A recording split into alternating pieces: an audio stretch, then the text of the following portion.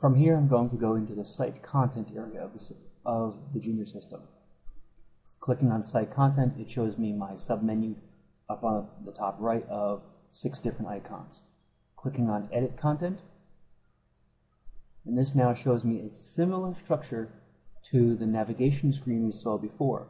There are different types of gray codes, but the biggest difference you see is there are no check marks, there are no arrows up and down, and there's no green website file name.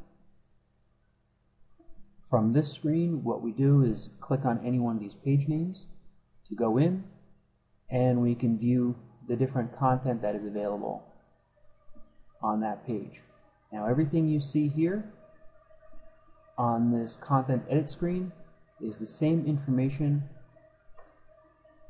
that you see on the public side of the site.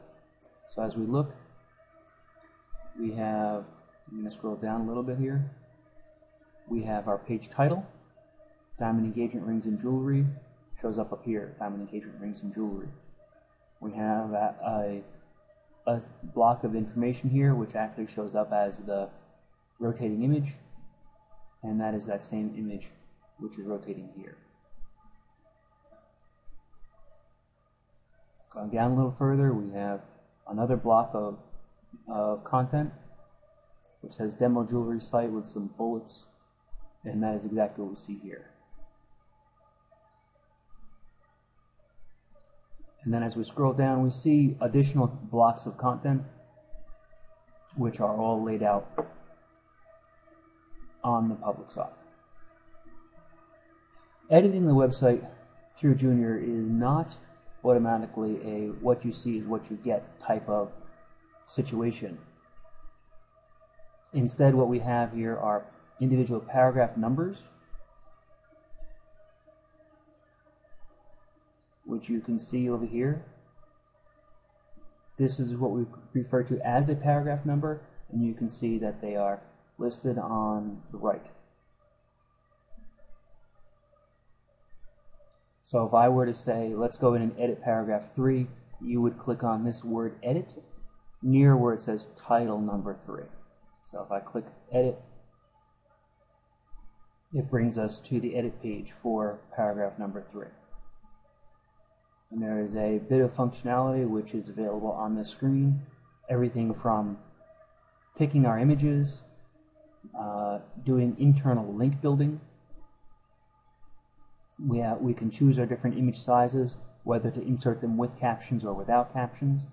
We can load snap-ins, which a snap-in is what we refer to as a pre-programmed module of some type, a pre-programmed JavaScript, or some other advanced functionality that we want to use to insert into individual areas throughout the website to create fancy features.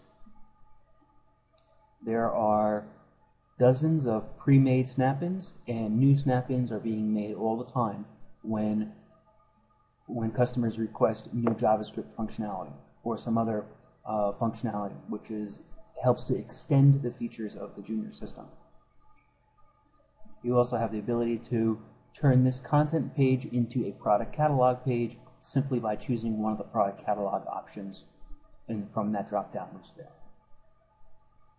There are a number of helpful builders that are shown on the right and on the left of the edit paragraph box. Each one of these blue links on the left and on the right, when you click them, they will insert hints of code into this page.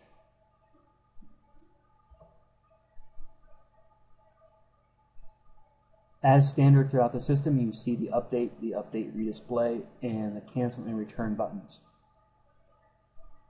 In case you're not very familiar with HTML, you can switch to editor mode, which is this button here, switch to editor mode. And that will bring up a what you see is what you get type of interface, similar to Microsoft Word.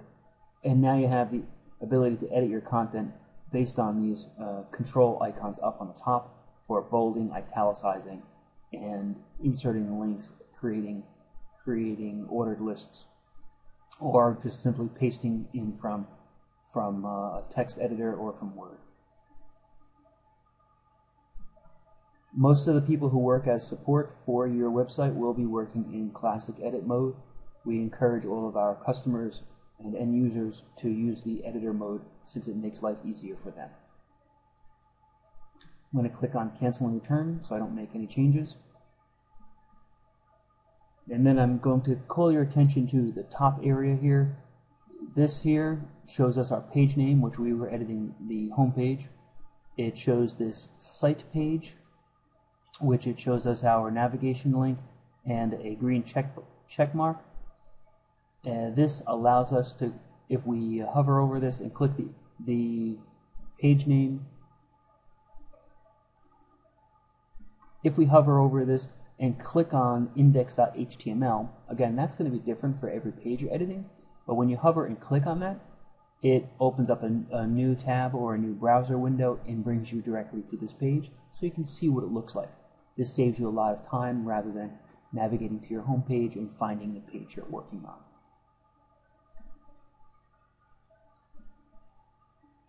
Just like the other screen, the navigation screen, the red check mark and the green check marks will indicate whether or not this page is built. The mark new content is one of our SEO features. It will actually, if you're making changes to this page and you're also concerned about your SEO, you can click the mark new content button, and that is a faster way to tell Google that there's new content on this page. We have our content layouts. Please talk to your customer service rep for training on the individual layouts that are available within the system. We have our preview layout. If preview and publish is turned on, that is this black button down here. Not many people will see this feature, but if preview and publish is turned on, you are able to preview your content before it gets published live to the website. If preview and publish is turned on, then you will also see this secondary preview layout up on the top. I did skip over this right here. It says click for more settings. When you click on that, it brings up the syndication script, the Facebook syndication script, the introduction text, and introduction image. These are advanced features that allow you to share your content throughout the web or make it more easy to manage your content on the website. Please talk to your customer service rep for more specific training on these items. And then if you make any changes to this top area, you would want to click the update navigation settings. It will save whatever your changes are and redisplay the page for you. If you need to change more advanced settings, you simply click on this, click here to edit more navigation settings. And if I do click that now, you will notice that everything up, the icons up on the top will change because I'm going to jump from the content area of the website into the navigation area of the website. I'm going to do that now. And we are now in the navigation area of the website, editing this individual page. From here, I can click Update and Edit Content, and that will bring me back to this previous screen. I'm going to click the Return to Site Content button. That'll bring me back to my layout of pages here. This shows all of the pages I have in my site, similar to how the navigation screen showed all of the pages in the site.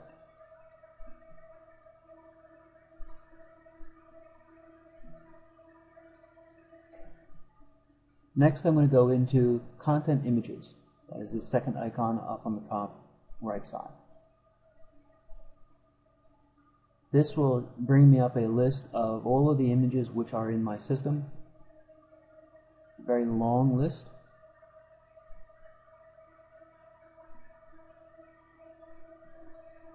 I see from this what the file name is. I also see an icon which if I hover over, I can see the icon a little larger. If I click the icon, it will bring me up the image so I can see it in more detail. And if I want to delete the image, I click the Delete Image link, and it gives me a warning to tell me that it's deleting it off of the hard drive, but it's not deleting it out of the database system, so there could be broken image links if you go ahead and delete this. which I don't want to do, so I'm going to click back in my browser. From here, I also have the ability to upload images with resizing or without resizing. If you are a developer or a designer and you are rendering your own images on your hard drive, perhaps using Photoshop, you may be designing them with specific sizes in mind, in which case you'd want to click on the Upload Without Resizing link, and it tells you here that you can upload this and it will not be resized. And you would browse for a file on your hard drive, and then you can upload 5 images at a time and click the upload button. I'm going to click back because I do not want to do this, and I'm just going to show you the upload with resizing. Notice right here where it says current resize settings. When uploading an image, it'll always resize according to these settings that are shown here. These are the same settings that we saw in the site setup image sizes screen, but I could click this and edit these sizes right here if I wanted to. And then once we change these sizes to whatever we'd like, we can go into upload new content with resizing, and it will apply these sizes. So if I click on that, any items we upload now, notice the screen looks very similar. The only difference between this screen that uploads with resizing and the other screen that uploaded without resizing is we no longer see the message that says this will not be resized. Again, you can upload up to 5 images at a time. And click the upload button to upload them. Moving on to PDFs, the next icon up on the top right. You have the ability to upload your own PDFs into this website and then share them on any content page. When you upload a PDF, it will show up in this list, and here we show the JWebs Holiday 2001 order form. We can right click here and then click on copy link location to save that into our clipboard, and then we can paste that link into any of our content pages. Although not used much anymore, we also have the ability to upload Flash files. Clicking on the Flash icon up on the top. On this demo website, we do not have any Flash files loaded. Please note that on the home page of the website, this is not a Flash file. This is actually a snap-in. This rotating image you see here are individual JPEG images that are being combined together through a JavaScript on the fly.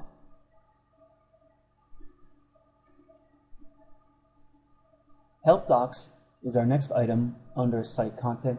This is a powerful system where you can create your own help documents for your own website. If your website is a technical-oriented website that has a lot of features and needs to provide customer service in one way or another, you can create your own help doc system.